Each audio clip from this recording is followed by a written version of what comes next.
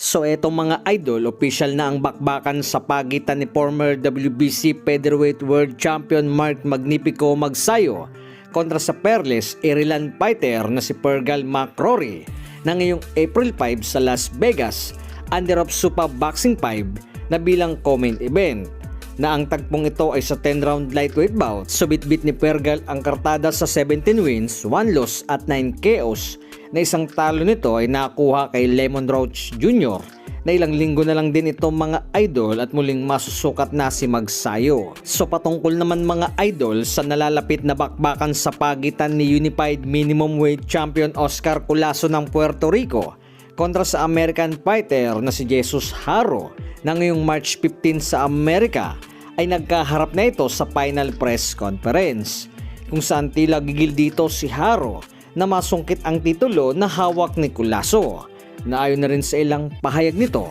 nang ma-interview ng Lalos Boxing sa kanilang official YouTube channel ay sambit dito ni Haro sa laban kay Culaso, Shock the World, na ipapakita daw nito na kayang talunin si Culaso na isang labang matagal na raw nitong hinihintay, kung kaya't gagawin daw nito ang lahat na para manalo sa laban. Subukas na ang final face-off nito na para sa kanilang official weigh-in.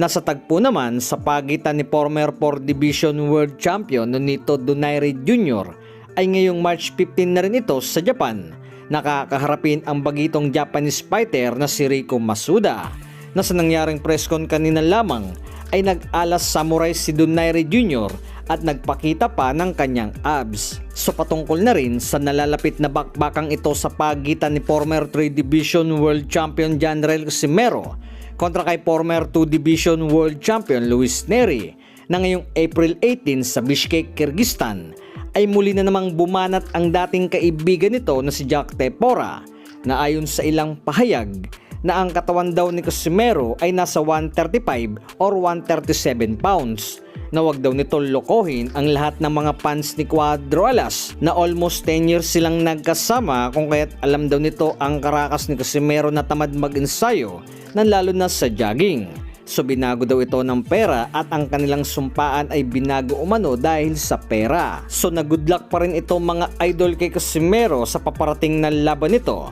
na timbangan na lamang daw ang makakatalo kay Angas ng Pinas, na sa mga makakalaban daw nito ay nakakasiguro si Tepora na mahirap itong matalo. So base na rin mga idol sa ating opinion na ito sa ilang banat ni Jack Tepora na malaki pa sa ngayon si Angas ng Pinas sa 122 pounds super bantamweight, ay tila bahagi lamang ito ng pagkalampag ni Tepora na para gisingin si Angas ng Pinas na agapan ng pagkuha sa 122 pounds limit. So ang pag-good luck naman nito ay marahil pinapakita ang pagsuporta kay Casimero na malaki ang tiwala na kaya ang kalaban, na timbangan lamang daw talaga ang dapat nitong kakaharapin at dapat pagtuunan ng pansin.